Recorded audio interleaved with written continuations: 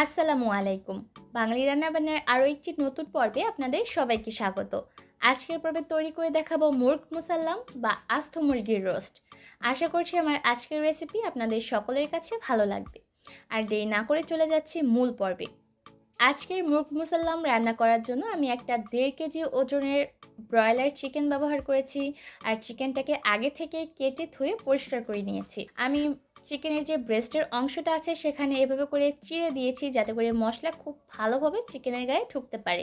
এবার প্রথমেই মুরগ মুসাল্লাম রান্না করার জন্য মশলার প্রিপারেশনটা করে নিব। তার জন্য একটা বাটিতে নিয়েছি 2 টেবিল চামচ পরিমাপে লাল মরিচের গুঁড়া, আধা চা চামচ দিয়েছি হলুদের গুঁড়া, 1 টেবিল চামচ পরিমাণে দিয়েছি জিরার গুঁড়া, 1 চা চামচের মতো দিয়েছি টেস্টিং সল্ট, 1.5 টেবিল চামচ পরিমাণে আদা রসুন বাটা।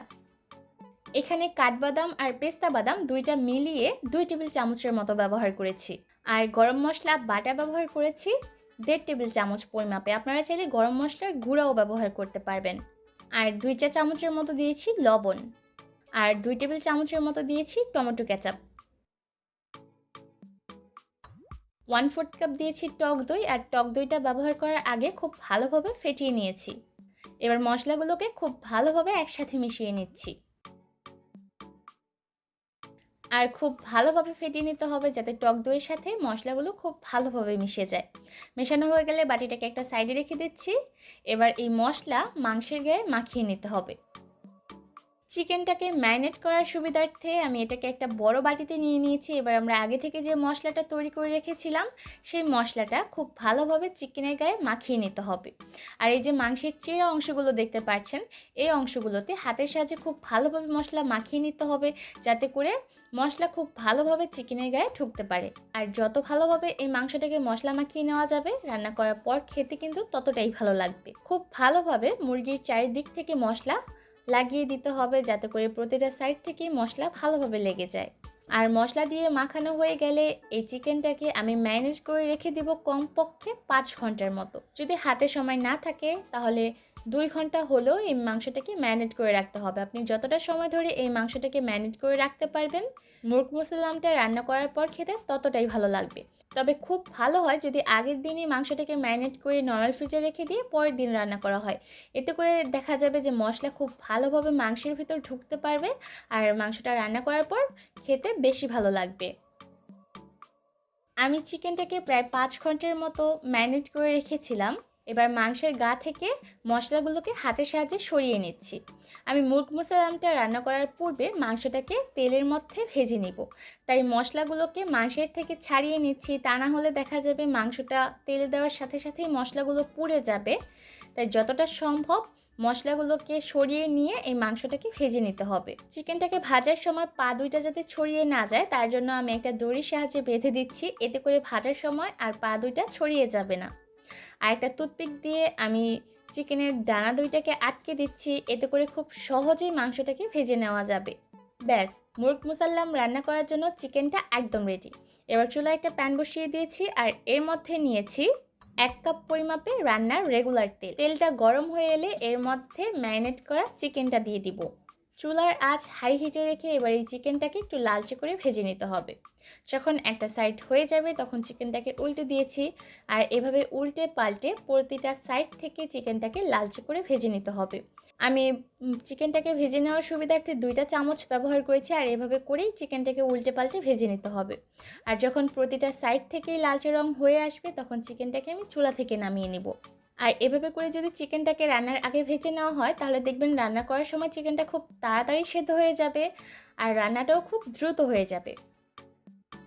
এবার সেই চিকেন ভাজার তেলের মধ্যে দিয়ে দিব 1 কাপ পরিমাপে পেঁয়াজ কুচি, 2টা তেজপাতা আমি মাঝ বরাবর দিয়ে একটু কেটে দিয়ে দিয়েছি, 2 টুকরা দিয়েছি দারচিনি আর 4-5টার মতো এলাচ দিয়েছি। এবার এই পেঁয়াজগুলোকে ভেজে নিচ্ছি। আর পেঁয়াজগুলোকে ভাজতে ভাজতে আমরা একদম বেরেস্তা করে ফেলবো। আর বেরেস্তা করার কারণে কিন্তু মুরগ মুসাল্লামের টেস্টটা একদম পারফেক্ট আসবে। এর মধ্যে কিন্তু পেঁয়াজটা একদম বেরেস্তা হয়ে গেছে। এবার চুলার আঁচটাকে আমি একদম লো করে দিয়েছি। আর আমরা মুরগিটাকে যে মশলা দিয়ে ম্যারিনেট করে রেখেছিলাম সেই মশলাটা এই পেঁয়াজ পেস্টটার মধ্যে দিয়ে দিতে হবে। তারপর খুব ভালোভাবে পেঁয়াজের সাথে এই মশলাগুলোকে কষিয়ে নিতে হবে। আর এই পর্যায়ে চুলার আঁচ আমি মিডিয়াম লো হিটে রেখেছি। অবশ্যই খেয়াল রাখবেন যাতে মশলাটা পুড়ে না যায়। পুড়ে গেলে কিন্তু মুরগ মুসল্লামের টেস্টটা একদম বিগড়ে যাবে। এবার যেই বাটিতে মশলা রেখেছিলাম সেই বাটিতে সামান্য একটু পানি নিয়ে হাঁড়ির মধ্যে দিয়ে দিলাম। এবার আরও 4 থেকে 5 মিনিটের মতো খুব ভালোভাবে কষিয়ে নিচ্ছি। আরও 4-5 মিনিট কষিয়ে নেওয়ার পর এর মধ্যে আমি 5 থেকে 6টার মতো দিয়েছি আস্ত কাঁচামরিচ। আর এই মশলাটাকে যত ভালোভাবে কষিয়ে নেবেন মুরগ মুসল্লামের টেস্টটা কিন্তু ততটাই ভালো আসবে। এবার আরও 2-3 মিনিট ভুনে নিয়ে এর মধ্যে আরও কিছুটা পানি দিয়ে দিলাম মশলাটাকে খুব ভালোভাবে কষিয়ে নেওয়ার জন্য। এবার অপেক্ষা করব ওই পানিটা শুকিয়ে মশলাটা পুরোপুরি কষে যাওয়া পর্যন্ত। মশলাটা কিন্তু এর মধ্যে কষে গেছে আর তেলটাও উপরে ভেসে উঠেছে। এবার এই পর্যায়ে আমি ভেজে রাখা চিকেনটা এর মধ্যে দিয়ে দিলাম আর ভালোভাবে নেড়েচেড়ে মিশিয়ে দিয়ে হাঁড়িটাকে একটা ঢাকনা দিয়ে ঢেকে অপেক্ষা করব এই চিকেন থেকে পানি বের হয়ে আসা পর্যন্ত। আর অবশ্যই মাঝে মধ্যে নেড়েচেড়ে দিতে হবে, তা না হলে দেখা যাবে চিকেনটা হাঁড়ির তলানিতে লেগে যাবে। চিকেন থেকে বের হওয়া পানিতেই কিন্তু চিকেনটা ভালোভাবে কষিয়ে নেওয়া হয়ে গেছে। এবার এই চিকেনটাকে পুরোপুরি সেদ্ধ করার জন্য আমি এর মধ্যে 2 কাপ পরিমাপে পানি দিয়ে দিলাম। আপনারা আপনাদের প্রয়োজন অনুযায়ী পানির পরিমাণটা বাড়িয়ে বা কমিয়ে নিতে পারবেন। এবার অপেক্ষা করব ততক্ষণ যতক্ষণ না পর্যন্ত এই চিকেনটা পুরোপুরি সেদ্ধ হয়ে আসে। এবার হাঁড়িটাকে একটা ঢাকনা দিয়ে ঢেকে দিব, এতে করে চিকেনটা খুব তাড়াতাড়ি সেদ্ধ হয়ে যাবে। আর অবশ্যই কিছুক্ষণ পরপর একটু নেড়েচেড়ে দিতে হবে, তা না হলে দেখা যাবে চিকেনটা হাঁড়ির তলানিতে লেগে যেতে পারে। এর মধ্যে কিন্তু চিকেনটা পুরোপুরি সেদ্ধ হয়ে গেছে আর চিকেনটা রান্না হতে আমার প্রায় 40 মিনিটের মতো সময় লেগেছে। এবার শেষ পর্যায়ে এর মধ্যে দিয়ে দিলাম 1 টেবিল চামচ ঘি। আর এই ঘি ব্যবহার করার কারণে মুরগ মুসল্লামের টেস্টটা আরও দ্বিগুণ বেড়ে যায়। এবার আরও 2-1 মিনিটের মতো ভালোভাবে নেড়েচেড়ে ভুনে নিয়ে মুরগ মুসল্লামটাকে চুলা থেকে নামিয়ে নিতে হবে। একদমই সহজ কিছু মশলা আর সহজ পদ্ধতিতে মুরগ মুসল্লামটা ঘরে তৈরি করে দেখিয়েছি। আশা করছি আপনাদের সকলের কাছে এই রেসিপিটা ভালো লাগবে। আজকের মতো এখানেই বিদায় নিব। সবাই অনেক ভালো থাকবেন। আল্লাহ হাফেজ।